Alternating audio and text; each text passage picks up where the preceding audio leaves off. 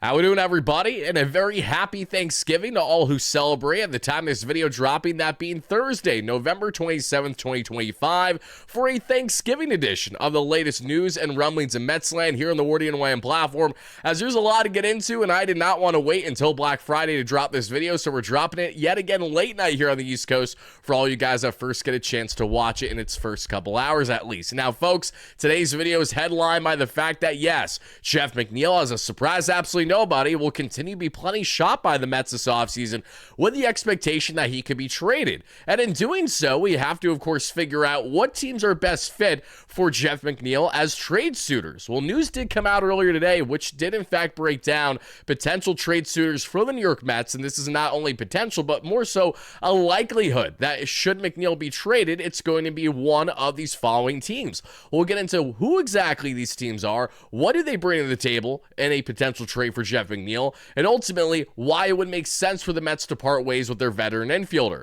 From there, we're going to get into trade rumblings regarding not just any starting pitcher, but the coveted ace there for the LA Dodgers and Tyler Glasnow. What is going on here? What do you mean Tyler Glasnow's name may find himself available? We're going to get into where that reporting stems from, the credibility behind it, and ultimately what a potential trade could look like for Glasnow, one of the more coveted pitchers in all of Major League Baseball. And to wrap up this show, we're going to get into another coveted arm, but one who's far more likely to be dealt this offseason, and that's Freddie Peralta of the Milwaukee Brewers. News came out earlier today, which shouldn't surprise anyone, that the Brewers may have themselves a tight budget. So what does that mean for Freddie Peralta, and the likelihood of him being traded this offseason is what we're going to get into, and how the Mets fare as a perfect trade suitor. That and much more, everybody. So hit that like and subscribe button on your way in. Let me know your initial thoughts, reactions, and analysis to all the following topics that we have down below. And as always, shout out to our mates and sponsor at SeatGeek that has you covered for all of your ticketing needs. Simply head over there to utilize my promo code WARDY10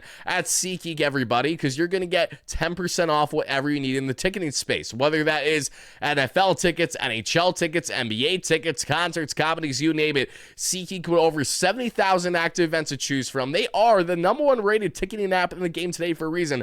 Has you covered. Use my link down below in the description, WARDY10, WARDY10, for 10% off your next ticket purchase. And guys, we're almost at 36,000 subscribers. We're giving away a jersey to one lucky subscriber, whatever player they want currently on the Mets roster. So help us get to that next goal, and we'll be doing that giveaway in a future live stream. Thank you so much for that. Now, folks, let's deviate away from these awesome Peralta highlights and let's get into these key topics today. Let's begin today, everybody. As I stated, we're going to do this exactly in order from how you see the graphic down there right below me. And we're going to start here with Jeff McNeil today. Possible Jeff McNeil trade partners include potentially surprising free agent spender. And this is again from John Heyman of what you guys saw there of the New York Post. These two teams are possible landing spots for Jeff McNeil. He meant to say spots instead of sports, but that's okay. I'll help John out here. And in this article, everybody, he notes two teams in particular that find themselves as not only potential, but more than likely suitors here for Jeff McNeil. And obviously, Heyman is not going to have his way to make this piece without hearing around the league from either rival execs or execs connected to certain organizations that, yes, they do have an appetite for Jeff McNeil. So let's get into who exactly these teams are and what are some trades that we can come up with, at least in our own minds right now, and even if they're far from reality, because we're not David Stearns, nor are we necessarily trying to be, but from a fan point of view, it's important to kind of figure out, okay, what value do we actually have in the veteran infielder, outfielder, and Jeff McHitz that you guys see down below, entering his age 34 season, what is likely a walk year, essentially, because he has a 2027 club option, but realistically, someone going to invest roughly $16 million into McNeil for the 2027 season. I'll have to see it to believe it, but again, I'm not going to say it's impossible. I just don't know yet, depending on where he lands and how it will be utilized and the success he has, obviously. But as you guys can see there, who are the two teams? Well, in this piece from John Heyman that I implore you guys to check out should you have interest, he does highlight the following, and the Seattle Mariners, which shocks absolutely nobody. The Mets and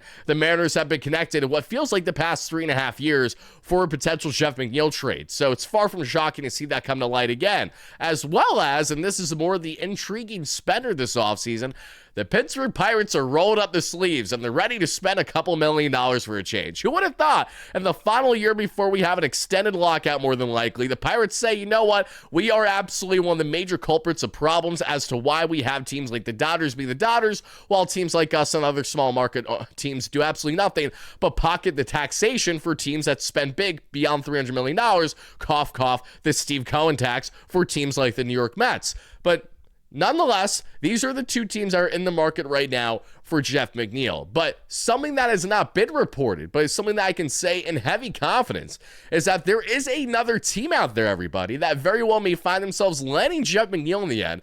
And I don't just say this because there's logical reasoning behind it, but I say this because there's credibility backed by people that I know personally in the industry. And I wouldn't go out my way to relay this unless I felt firmly confident. And that team is the Kansas City Royals. Now, again, I don't have any more information beyond that. I just know that the Kansas City Royals is a team that has absolutely had the appetite for one Jeff McNeil. Now, how far have things gone in potential trade talks? I genuinely have no clue. Same way that I do not have a clue as far as things have gotten potentially with the Mariners and or the Pirates, if at all. But let's go down the laundry list of these three teams and let's get into ultimately what kind of trade could be had here. And I'm going to emphasize more so the Mariners and the Pirates on what a kind of trade could look like instead of the Royals, because again, while I'm very confident in what my industry sources have relayed my way, it is still not what we're talking about through the report today, and I want to stand true to that, headlining the Mariners and the Pirates most instead of the Royals here, but we'll talk about them all nonetheless. So beginning here with the Seattle Mariners. I know you say to yourself, Wardy, let's go ahead and let's go and land the big guns. Let's go ahead and land a Brian Wu. Let's go ahead and land a Luis Castillo. Let's go ahead and land a Logan Gilbert or a George Kirby. I would love anyone from their rotation. I know I'm not alone in saying that, but here's what lies the problem. The Seattle Mariners, if they're going to trade in a deal for Jeff McNeil, unless the Mets put in a lot more assets in a significant package, the likelihood of the Mets getting anything of substance from the Mariners from their rotation is slim to none. It just isn't going to happen. The value is improper. Even for McNeil, who's coming off of a respectable 2+4 season, 11% above league average as a batter, a guy who can give you plenty reps in the outfield, and of course at second base. Why is he appealing to a team like the Seattle Mariners? It's because, one, they would love him in that infield. You know, there's obviously uncertainty regarding guys like Jorge Polanco and his future after having a very good year transitioning to the hot corner, if I'm not mistaken, for the Mariners this past year. You know, the key production that you're getting from a guy in J.P. Crawford, who's been a nice veteran now in that infield for the most part. But when you look at not only second base, but the potential of him being utilized as a Swiss Army knife the way that the Mets have, that's what's appealing for the Seattle Mariners. A team that would like to add a veteran bat to add more oomph in their lineup while also giving them flexibility at the same time. And McNeil is a Swiss Army knife that can be utilized as either everyday starter, depending on where you have him in the lineup, a guy that can come off the bench for you, a guy that can be a late game replacement. A lot of different ways you can go about Jeff that we are aware of. And given the Mets' continued logjam, now having landed Marcus Semien, who is undoubtedly going to be the Mets starting second baseman next season, unless they say shifted him to third base and went crazy after another second baseman, like, I don't know, Ketel Marte. But even then, Ketel Marte is not nearly as strong of a defender at second, so I'm not exactly sure how that would work. Point is that Marcus Semien has made a Jeff McNeil trade all the more likely, if you didn't think it was likely enough, when the Mets already had a logjam of top prospect Jet Williams, who may very well be traded separately, as well as guys like Ronnie Mauricio, Luis Angel Acuna, and of course, to a degree, Brett Beatty when he gets reps at second base. You know, it was telling that if the Mets want to give any reps to either the youth movement or add a veteran that's a bit more established than McNeil to a degree, then it's telling that they're going to part ways with Jeff McNeil. So for the Mariners, there are a couple guys that stick out, and I'm going to really focus on the reliever options for both the Mariners and the Pirates today, because as much as I would love rotation pieces from either of those two clubs, and the Pirates, obviously, Mitch Keller is sticking out like a sore thumb. I would love him, and you would love him. The likelihood of that stuff happening is slim. There is one pitcher for the Pirates that's more of a starter profile that I do think could be feasible for the Mets. However, I, again, do not know exactly how realistic it would be in trade discussions. But when I take a look at the respective rosters of both the Seattle Mariners as well as there in the Pittsburgh Pirates, there are a couple guys that stand out to me when evaluating their depth chart, and shout out to Fangraphs here. And when we go ahead and take a look specifically at the relievers, there's a couple that stick out. And listen, obviously you're not going to get the stud closer there in Andres Munoz, and the Matt Brash, who still has a couple player options, not player options, minor league options, more than likely not going to happen. But this is where I think we find ourselves in the category of Edward Bizardo as well as Gabe Spear. And I might be saying his name wrong. It might be Spire, Potato. Either way, we're going to talk about those two in particular. And let's start here with Edward Bizardo, who I believe on the forefront is a better profile for this Mets bullpen, given the fact that the Mets already have guys like Brooks Raley and A.J. Minter fully expected to be a go right away next season. So the Mets have two quality lefties in their bullpen as is. There's definitely more of an adamancy to add more quality right-handers in this pen, with obviously the glaring, alpha in the room, which is that you got to bring Edwin Diaz back. And now let's get into Bizardo here, because Bizardo, as you guys can see, there's certainly upside for the 30-year-old right-hander who's at 6 foot, 190 pounds, and isn't a free agent until 2030, but doesn't have any minor league options left. So naturally, he'd be appealing for someone like David Stearns, but there's an asterisk knowing that you'd have to make sure that he's in your bullpen all year, or you could potentially lose this guy in the DFA waiver claim category, and then you trade McNeil for nothing. But this is what we're talking about. Last season, in his age 29 year, Bizardo really started to break out. His 2.5 season there in Seattle, the most innings he's ever pitched in his career, 78.2 this past season in 73 games, a 9.38 K per nine, and just over 3 walks per nine, a right around 1 on the home run per nine. But then you look at the numbers here, everybody. We're looking at a 2.52 expected ERA, a 2.52 ERA, a 3.37 expected ERA, and a 3.84 FIP, good for a .5 WAR season. Now, those innings is what sticks out most to me personally, as well as a solid K to walk ratio. Nothing overly sexy, nothing too crazy and dominant, but still effective. And what we saw Bizardo do as well in a smaller sample size in the 2024 season was a guy who's able to get his K rate in a smaller sample at almost 11 K per nine, a walk rate sub 3 walks per nine, and an expected ERA of 2.4 with a baseline ERA of 4.8. So very poor luck is what he had. Bad defense behind him, among other bad bounces there in the 2024 season. So we're looking at 2 years in a row now where honestly 3. If we even go back to his very small sample in 2023, his expected ERA was 3.25 there as well. He's been a solid reliever his entire career, but he strikes me a little bit more in the Huascar Brazoban category of a guy who, again, isn't getting any younger, has club control for a while, but hasn't necessarily been a staple in a bullpen really up until this past season. So for the Mets, they would be giving up a guy like Jeff McNeil, who obviously has more immediate value when looking at WAR, but in turn, you're getting a quality reliever who's coming off of a career year at almost 80 innings for you. Should be a guy that can hopefully give you anywhere from 60 to 70 plus next season, depending on how much you really need to lean on and utilize him. He clearly did well being utilized in various circumstances and situations. And when you look more on his arsenal in particular, everybody, this is what you're getting, okay? You're getting the slider that he threw 43% of the time, that we saw at 82.5 miles per hour, the sinker at 41% of the arsenal at 95 to 96 miles per hour sitting, 4-seam at 14% of the arsenal at 95, and the splitty at 2% of the arsenal that I'm sure the Mets would try to maximize more out of at 90 miles per hour. So pitching run value, 91st percentile, 88th in fastball run value, 89th in breaking run value, right around league average and off-speed run value, 78th in expected ERA, 84th in expected batting average, 66th in fastball velocity. We're looking at 69th in average exit velocity. Really bad on the chase and whiff rates because he does not get swing and miss the way that you'd hope for someone who, again, sits solid with his velocity, but it clearly has not hindered his game much because he had a lot of success this past season, while not even being a heavy ground ball pitcher because his ground ball rate is only in the 31 percentile. But hard hit percentage, 77th, which is good. That means he's not getting hard hit that you see. K percentage is well above league average at 76. So interestingly enough, he's not getting a whole lot of swing and misses when you're looking at the whiffs. However, he's still striking out guys at a very good rate. So intriguing to say the least. You're looking at someone also that's right around 30th percentile in the barrel percentage. So even when he's getting barreled, which is fairly often, he's not giving up hard contact. So this is someone who I think would be seamless in the Mets bullpen next season. Again, we don't have many options at all. He would clearly be an upgrade over Huascar Brazoban, and a guy that appears to be a rubber arm for you. That's someone that could hopefully give you, again, anywhere from 60 to 70 plus innings next season in this Mets bullpen as a various type reliever, whether you use him in the 7th, sometimes as your setup man in the 8th, maybe more in the 6th, depending on if he's having a bad or a good week. You know, you get creative with it, but Bizzardo sticks out to me, and it's not only him that sticks out to me, but another pitcher that sticks out to me in this group as well is going to be Mr. Gabe Spire, potato, another pitcher who has some really nice numbers that we're going to get into here. And he has the 4-seam fastball that sits 95 miles per hour that he threw 45% of the time. The sinker at 30% of the arsenal that he threw 94 miles per hour or higher. And the slider at 26% of the arsenal that was around 83 plus. Pitching run value, 85th percentile, 92nd in fastball run value, right around league average and breaking run value. Doesn't have an off-speed pitch, so nothing to see there. 98th in expected ERA, 97th in expected batting average. Above league average in fastball velocity, just below league average in average exit velocity. So giving up some decent contact. Chase percentage in 98th percentile, amazing. Whip percentage, 88th percentile.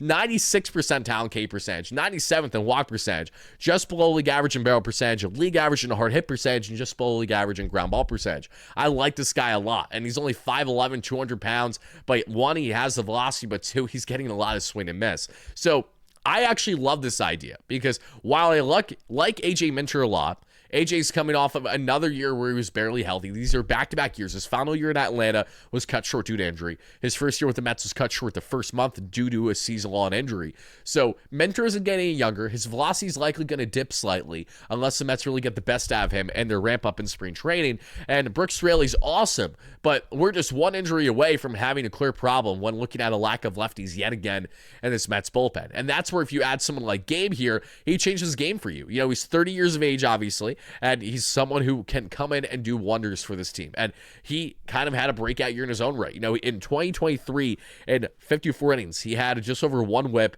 and we're looking at a 3.79 ERA. However, in 2025, a 2.6 ERA and a 2.47 expected ERA in 76 games and 62 innings, 82 strikeouts, and a .87 whip. A lot to like there. So if the Mets are able to land one of the bigger fish in the Mariners bullpen in order to make kind of a one-for-one swap happen, or if the Mets have to add a lower-level prospect outside of the top 15 or top 20 to get something like this done, I think that would obviously be a great move for them. And also, Gabe doesn't have the track record to suggest that, the Mariners have to bend over backwards to ask for a Kane's ransom or to demand that he doesn't go anywhere. You know, we're not asking for Andres Munoz. We're not asking for, even their top 2 or arguably top 3 relievers. I think he's in that top 3 conversation, top 4 right now, but that's something the Mariners can bite the bullet on as a team that does a fantastic job every single year churning out new pitching talent.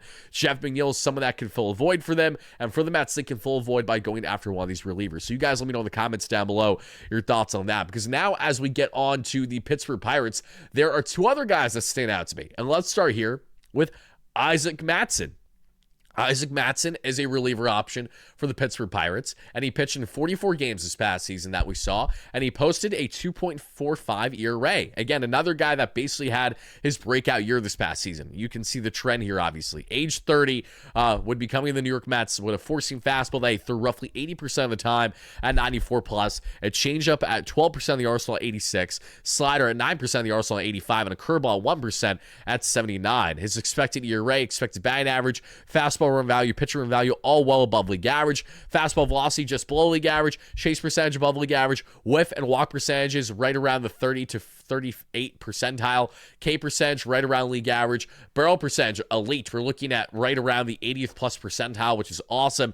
Ground ball percentage ain't happening because he ain't a ground ball pitcher. And a hard hit percentage above league average. So a lot to like there as well for Isaac Mattson. And again, another one of these guys that kind of just came out of the blue this past season and really burst on the scene as a quality reliever option for the Pirates. For the Pirates, you're not losing too much to really stress out about, other than the fact that you're giving up a guy that obviously has some club control. For Jeff McNeil, he would be going to a Pirates team that obviously is looking to better themselves next season.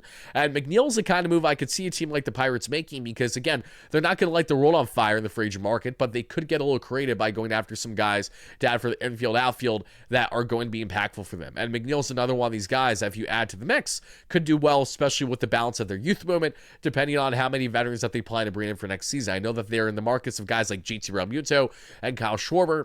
I don't expect them to land either of the two, but the fact that they're involved there is fairly telling that they're in the market for veteran bats and veteran guys that can impact them in various ways. And McNeil does check off some boxes for them. So not only is Isaac Mattson a potential fit, but outside of him, another that stands out to me personally is going to be the only starter type we're talking about today profile, and that is Mike Burrows. Mike Burrows, as you guys can see from the stats beside me now, has a four-seam fastball that he threw 39% of the time around 96 miles per hour, changeup 24% of the time at 87, slider 20% of the time at 87, and curveball 12% at 79, and sinker at 6% at 96. So a nice array of pitches here for Burrows, who has a 6-pitch mix. Also has plenty of club control because he's only entering his age 27 season. But here's why I think this could make a level of sense, right?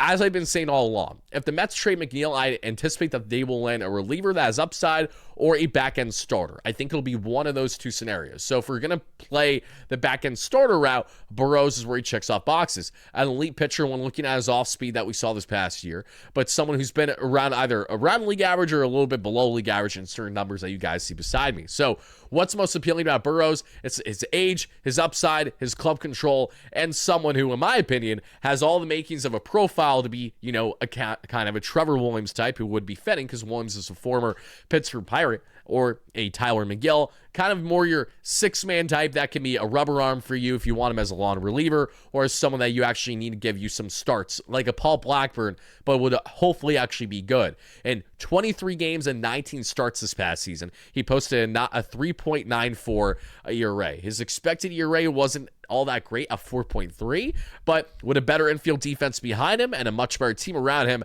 I'd imagine that he'd have greater success, as well as pitching in a pitcher's park half the season there at Citi Field. 97 strikeouts in 96 innings and a 1.2 whip. So again, not an overly sexy name, but nor is Jeff McNeil. So beggars can be choosers in this kind of trade scenario for Jeff. And again, as I mentioned with the Kansas City Royals, just take a look at their depth chart when evaluating relievers as well as starters. I mean, if there's one reliever that I think would make sense for the Mets, if they would have an appetite still, someone like Hunter Harvey strikes me as a potential fit. The Mets try to land him in their winter meetings a year ago, actually, for Starling Marte, but it didn't happen. Harvey also went down with a big injury that had him out for most of the last year for the Royals, but he has some club control, if I'm not mistaken, has upside, and people kind of look at him as someone who not only profiles similar to Ryan Stanek, but could be better than Ryan Stanek. So whatever the case might be in regards to Jeff McNeil's future of being traded, out of these 2 to 3 teams, I would love to hear from you guys in comments down below. Which team do you think would be the best trade partner for the New York Mets? And would you like the Mets to trade McNeil in kind of a 1-for-1 swap type of thing? Or would you prefer that they try to package him? That way they can get more significance in return of said deal. Let me know all your thoughts down below on that front. And thank you guys so much for exactly that. Because now, everybody, let's go on from talking about Jeff McNeil to now getting into our next topic today. And what is our next topic going to be? Is going to be right down there, as you guys can see it along with me. Yes, per Jesse Rogers of ESPN, Tyler Glasnow is seen as a possible trade candidate to help the Dodgers fill holes this offseason. I'm sorry, what?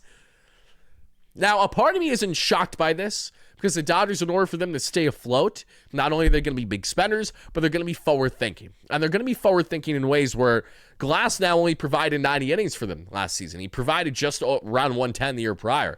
Now, they don't care as much about that because they just want Glasnow healthy down the stretch in the postseason, and that's what he was. And that's why they had as much success as they did in part with guys like him and Yamamoto, and of course and all the other great aspects of their rotation from Blake Snell. I mean, the fact that they have currently like a 4 horsemen of ace caliber starters in their rotation right now is chef's kiss. But with the expectation that a guy like Emmett Sheehan is really going to establish himself as a mainstay in that rotation next year, there's a belief that they actually have an appetite to dump Tyler Glasnow's final couple years of his contract in order to fill out certain areas of need. And areas of need for the Dodgers include potentially adding an outfielder, and of course bolstering more of that bullpen. Infield, they're pretty much okay, with the exception of maybe adding someone that they like as a more defensively sound third base option over a guy like Max Muncy, who signed his 1-year contract.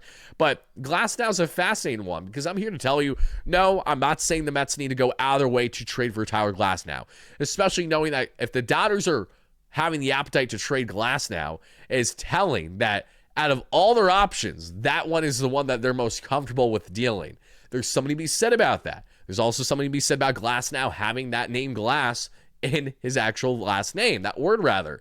That's fitting for someone who has really struggled to stay healthy throughout his career. Why? Because he's 6'8" and throws absolute gas. That's the simple answer behind it. The numbers this past year, though, just over 3-year reign, 90 innings, a K to walk ratio of almost 11 strikeouts per nine to 4+ walks per nine, but of course was able to be dominant when called upon and when needed in postseason play to a degree. Glasnow, a multi-time World Series champion, back-to-back years in his first couple years with the Dodgers, loves it in LA, and he looks just like Cillian Murphy. If you guys don't know an actor out there, Glasnow's twice the size of him, so he's certainly enjoying the Hollywood type of feel, if you will. But listen, all good things come to an end. If the Dodgers are going to part ways with Tyler Glasnow, I think you'd be silly if you're the New York Mets to not at least give a call here, because Glasnow, the downside is, again, how healthy is this guy going to be for you? He has a 2028 player option, but it's unique because it's only a player option if the Dodgers decline the club option at $30 million.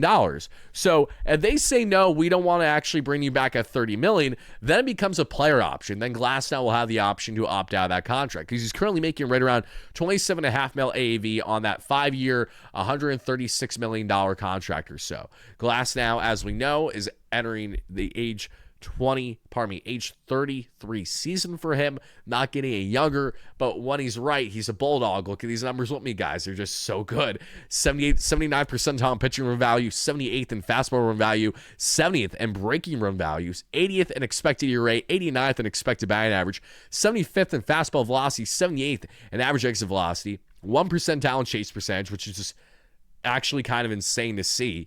It's so weird to me. He got no chase last year, yet he had the whiff and K percentages the way that he did. It's bizarre. Kind of nuts. But what does that tell you? He's striking out a lot of mofos in the zone. That's what that means. If he's not getting guys to chase much, he's pounding the hell out of the strike zone is what he's doing. 73rd percentile in whip percentage, 87th in K percentage, 7th in walk percentage, and that was only at a 4.2 walk rate. Like, that isn't as egregious as maybe what you would think. Like, we've seen a lot of bad walk rates in Mets uniform over the years. 58th percentile in barrel percentage, 73rd in hard hit percentage, ground ball percentage, 61st. And of course, because he's 6'8", he uses his entire frame as the best pitcher in baseball with his full extension. A four-seam fastball that sits 96 and of course can touch triple digits when it's really as electric as it can be. The slider at 22% of the arsenal, the four-seam was at 35. Slider sits 89 and 91. Curveball, 22% of the arsenal at 82. And the sinker at 96 miles per hour or higher, and he throws at 21% of the time as well. Glasnow, if the Mets landed him, would undoubtedly be a huge front-lining ace to pair with someone like Noah McLean. But one, what would the assets be to give up to land someone like Glasnow?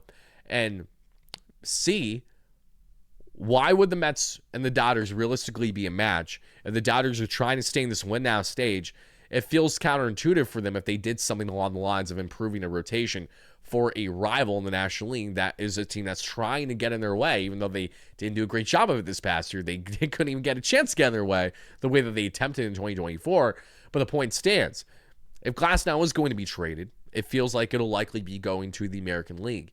And funny enough, I actually could see Glasnow, if he got traded to another big market team, being the New York Yankees and going back to the American League East. And the reason I say that is because not only would that be a huge piece of the puzzle for the Yankees, but from the Dodger point of view, there are probably some assets currently on that Yankee roster that could be appealing to them. Now, whether that's more in the bullpen or whether that's more in the aspects of the infield and around field, not entirely sure. All I'm saying is that Glasnow is, without a doubt, the most intriguing, crazy name that we are seeing currently being thrown out there in potential trade talks. But I do want to provide key context behind this piece from Jesse Rogers of ESPN, because it is true that he did report this. However, context is always important. It states the following. One anonymous MLB executive suggested to ESPN that the right-hand pitcher could be on the market this offseason. And I quote, "Feels like the Dodgers can go to Ohtani, Yamamoto, Snell, Sasaki, Emmett Sheehan, and others, and use Glasnow on the trade market to cover up holes."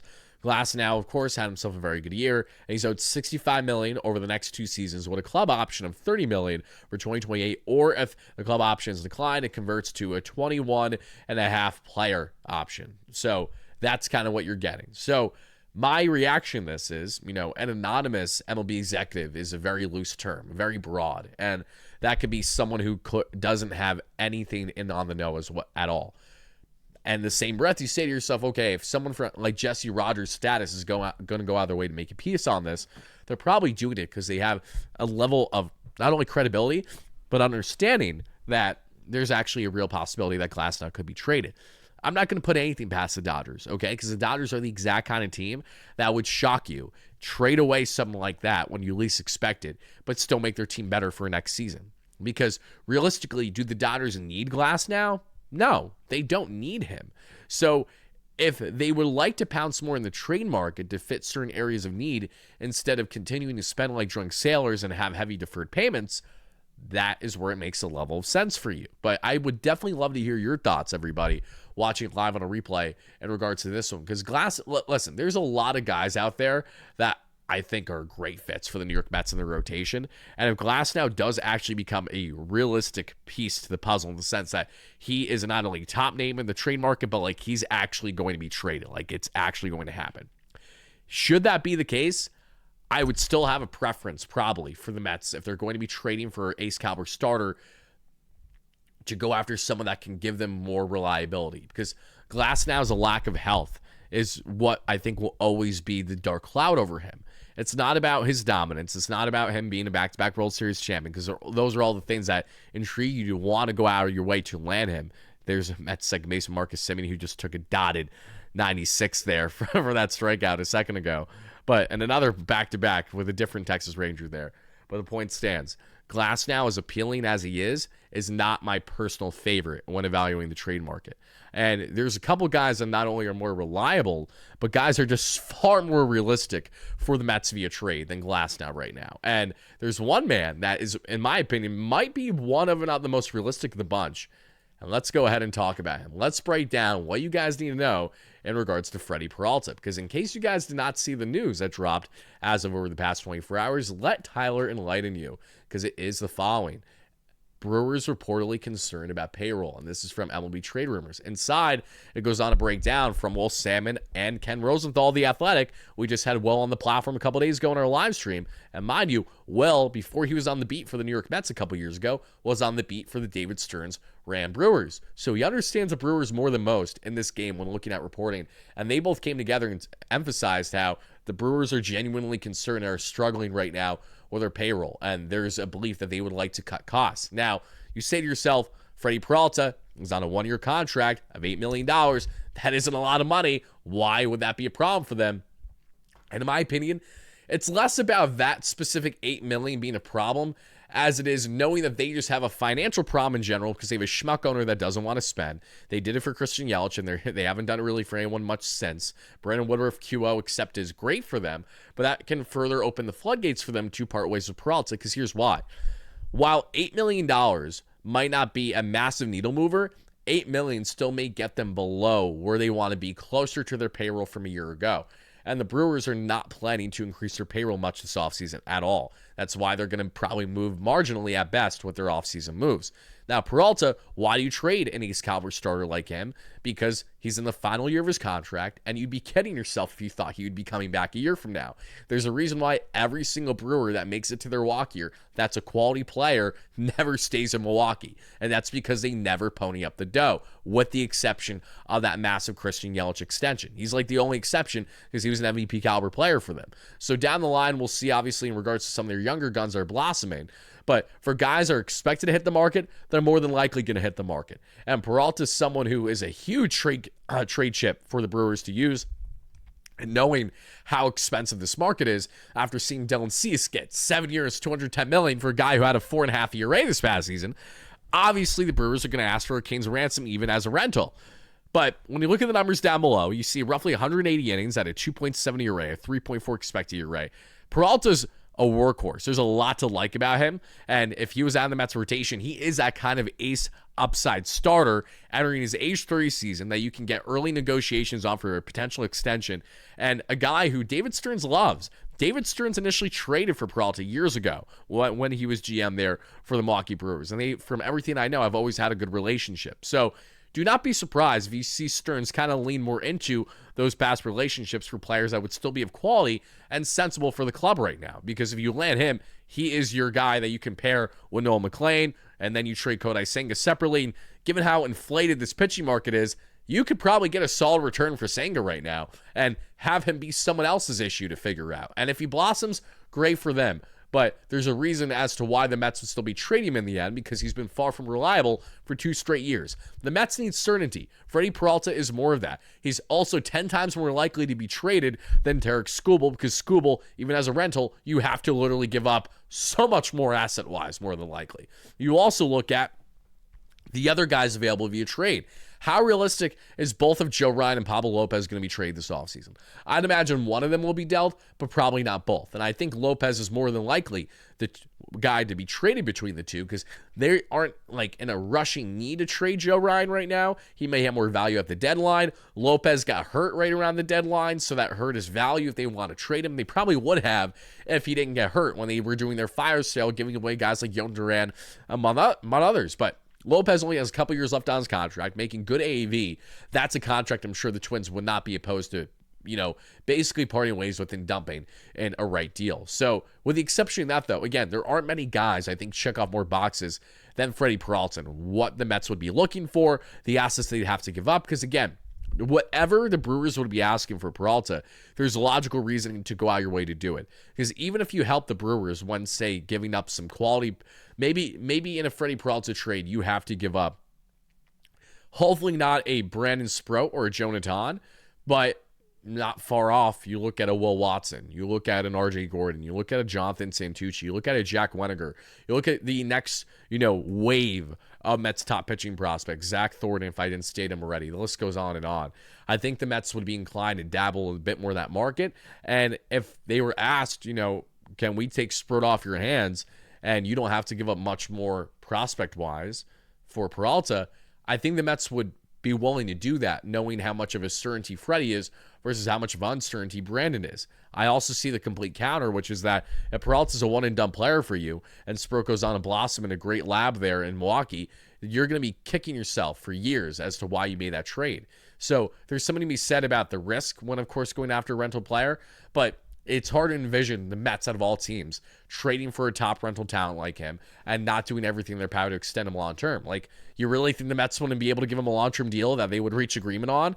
I think that they most certainly would, especially if you're giving up any solid assets to make it happen. So, again, I understand some fans are like, I don't like the idea of investing in rentals, but my counter is some of the best options for the Mets via trade this year in the rotation market are rentals. So, you know what? Sometimes you just have to deal with it, especially when the Mets farm is as deep as it's ever been, and they're perfectly positioned to give up quality assets while not hurting themselves and not shooting themselves in the foot too much, because they have such a good future ahead with their player development, their scouting, and their farm, which is currently rated #1 in baseball when looking in their pitching department, and is top 5 farm in the game currently. So a lot to love about the Mets minor leagues, a lot to love about potentially their abundance of infield options should the Brewers have an appetite for one or multiple. I think Mark Vientos would make a lot of sense for the Brewers. I really do. I think he'd be an awesome DH type option for them, truthfully, especially now that Rhys Hoskins is gone, if I'm not mistaken.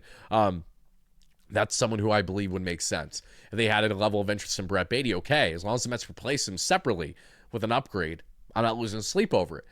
You look again, guys with control, Luis Angel Acuna, Ronnie Mauricio.